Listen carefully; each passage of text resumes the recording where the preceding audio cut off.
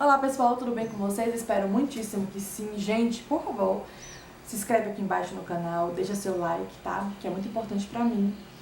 E, gente, o assunto de hoje é um assunto que eu tava muito empolgada pra falar com vocês, porque na minha opinião é um assunto muito importante, tá? Eu não tô aqui pra falar sobre planejamento financeiro, vou falar aqui sobre o planejamento da gestação, da gravidez como um todo.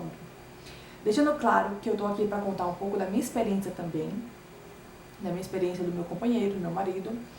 E na época que nós estávamos sentando, que íamos começar a tentar ter o nosso baby, eu trabalhava e ainda continuo trabalhando para uma empresa terceirizada que presta serviço ao sistema público de saúde, né?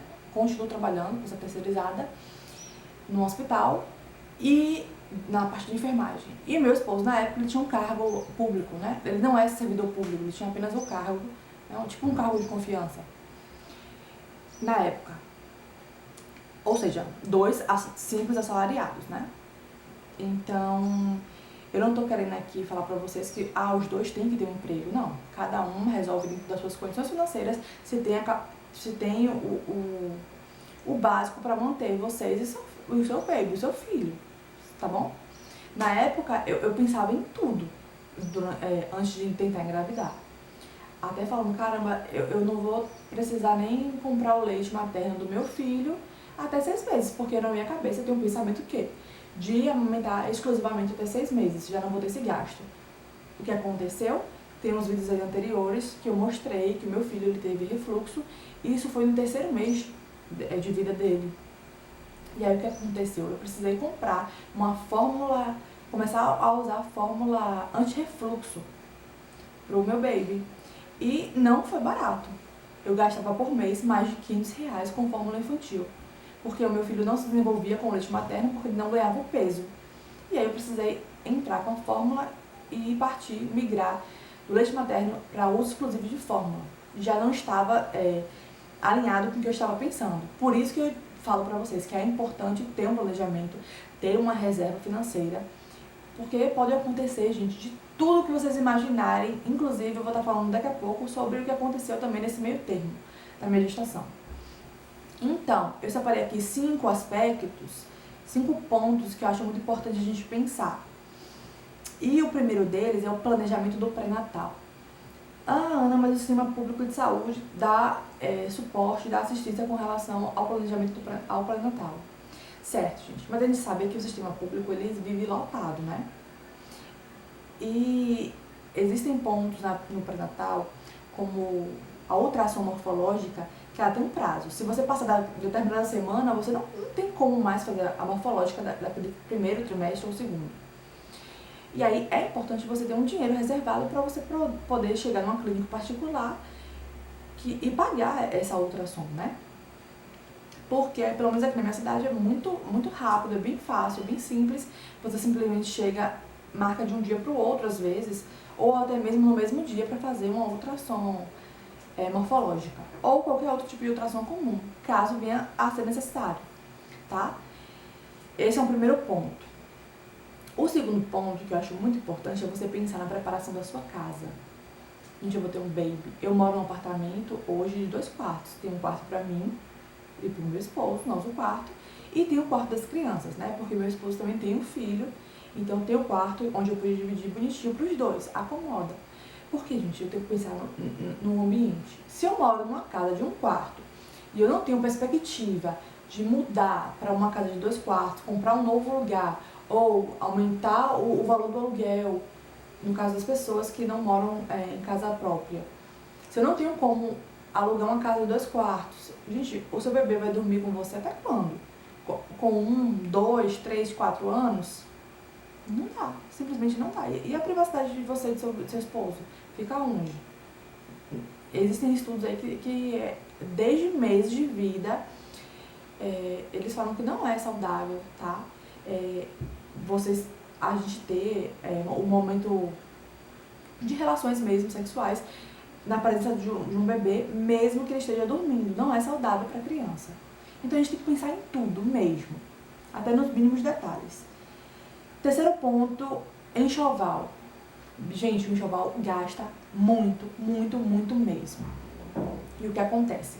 Mesmo que você vá pensar em só comprar o básico, isso já vai gastar muito. A Ana tem o tio para dar uma coisa, tem a avó para dar uma coisa, tem a madrinha para dar outra coisa, tem a tia. Lembre-se sempre, por favor, que a responsabilidade de tudo que venha a gastar do seu bebê, do seu filho, é sua e do seu companheiro. Tudo que vier de terceiros é algo a mais, algo a acrescentar. Não é obrigação de ninguém, certo? E a gente também não, na minha opinião, não pode estar contando 100% com essa ajuda de terceiros. Não é obrigação de ninguém, cada pessoa não possa depois, paciência. É nossa obrigação, né? Dentro dessa parte de enxoval, eu vou fazer um outro vídeo falando sobre o chá de fraldas, tá? Porque eu acho muito importante, a gente gasta muita fralda. E eu vou falar em outro vídeo sobre se vale a pena ou não fazer o chá de fralda. Enfim, o enxoval é algo que gasta muito e você tem que ter uma reserva financeira muito boa para poder fazer. Só comprando coisas básicas, viu? Já vai gastar bastante. Um outro ponto que você tem que pensar é onde deixar o seu filho para trabalhar. Na época, eu e meu marido trabalhávamos. E por que eu tô falando na época, gente? Esse é um ponto, e o próximo ponto também é a ausência do trabalho. O que acontece? Agora eu vou contar um pouco da minha experiência. Como meu e meu esposo estávamos trabalhando, nós tínhamos e continuamos com a ideia de que a criação do filho é obrigação e é o melhor para ele e para os pais, que essa criação do nosso filho seja feita exclusivamente pelo pai e pela mãe. Nós jamais tínhamos a ideia de deixar com a avó. A obrigação não é de ninguém, é nossa. Há início de conversa, né? E também a forma de como vai ser criado. Nós temos a ideia de que vó estraga assim, a casa de vó é um lugar para ser visitado. E não para a gente impor que elas fiquem com nossos filhos. A Ana não é a realidade de todo mundo. Infelizmente, algumas pessoas têm que deixar. Ok, gente, eu sei que não. Eu tô falando aqui da minha opinião, do meu pensamento, certo? Eu e meu esposo, nós sempre tivemos a ideia de que a obrigação era nossa de ficar com o nosso filho. E que como os dois estavam trabalhando, no tempo de voltar ao trabalho, que acabasse o meu pré-natal, ou a minha licença maternidade, nós colocaríamos ele numa creche. Beleza, até aí tudo bem. Falando sobre a ausência de trabalho. O que a gente tem que pensar sobre a ausência de trabalho? A legislação me resguarda a partir do momento que eu descubro a gravidez, não é isso? Eu estou garantida de que eu não vou ser demitida, a não ser por justa causa, até...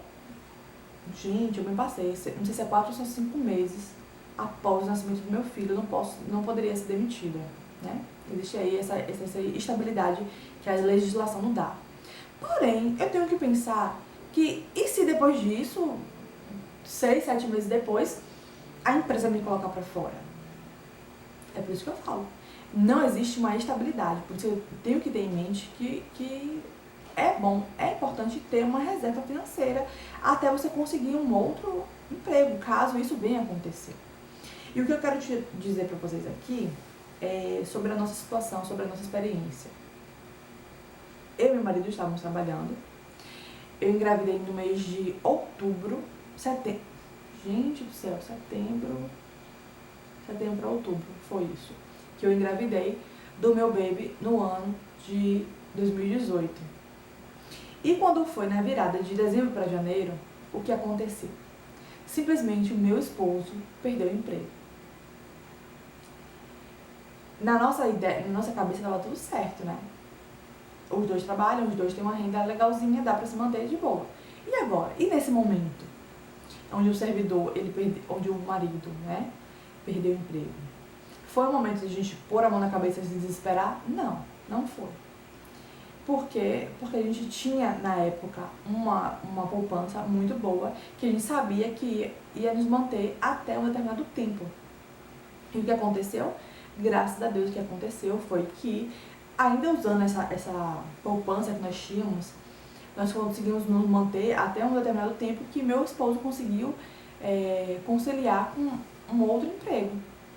Hoje ele trabalha junto com uma pessoa eu não vou estar citando aqui os detalhes do que ele trabalha, que não convém, onde ele pode ficar em casa com o nosso baby nos dias que eu vou trabalhar.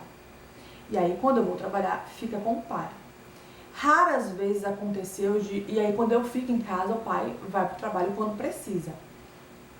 E, além disso, tem outras rendas aí que ele tem por fora. Mas eu não vou estar mencionando aqui agora, que não vem ao caso, né? E o que acontece? Raras vezes aconteceu de eu e ele precisar trabalhar no mesmo dia. Aí sim, mas isso eu acho que aconteceu apenas 3 vezes, onde ele ficou com a tia do meu esposo e com a avó paterna, né? Porque a minha mãe ainda trabalha também. E o que acontece?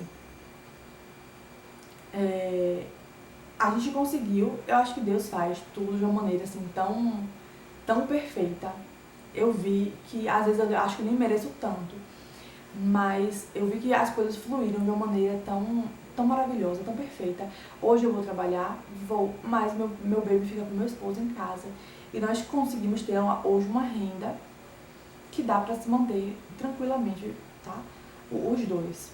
E o que pode tirar de proveito? Gente, se eu não tivesse aquela renda, se a gente não tivesse aquela poupança, na época que meu marido perdeu o emprego, o que eu ia fazer? O que eu e ele ia fazer? Ia ser um momento desesperador, sabendo que os dois são pessoas responsáveis e que temos em mente que a obrigação do nosso bebê é nossa, né? Fora pensar em plano de saúde, porque é essencial uma criancinha, um bebê ter um plano de saúde, né? A gente pensa dessa maneira. E o que eu faria, o que a gente faria se a gente não tivesse a reserva, né? Então, por isso, eu acho muito importante ter esse planejamento e confiar muito em Deus. Porque a partir do momento que a gente anda de maneira correta, as coisas fluem muito mais, de maneira assim tão dinâmica. É muito incrível, né? Então, gente, esses são 5 pontos que a gente tem que pensar. Pensar também onde deixar o filho para trabalhar é importante. Na época a gente pensava em deixar na creche, mas quando eu vi a necessidade de eu voltar a trabalhar, eu falei, mano, eu não vou querer deixar em creche, não. Eu via, tinha pessoas próximas, tem pessoas próximas de gente que tiveram que deixar, não tiveram opções, não tiveram parente, não tiveram como conciliar com o esposo, os dois têm que trabalhar, e eles deixam os babies deles na creche, e é um sofrimento tremendo, fora o medo e a insegurança, né, que a gente vê por aí. Então, acho muito importante assim, a gente pensar dessa maneira, tá? E se planejar cuidadosamente, com cautela e com muito carinho, antes de pôr uma criança no mundo. Gente, é uma responsabilidade muito grande, certo? Então, que fique de lição pra vocês. Eu espero que tenham gostado. E desculpa aqui se eu falei alguma coisa que alguém discorda. Deixe seu comentário, tá bom? Até mesmo com sugestão de outros vídeos que eu vou estar trazendo aqui pra vocês. Tá bom? Espero tudo certo pra vocês. Um beijão e até o próximo vídeo.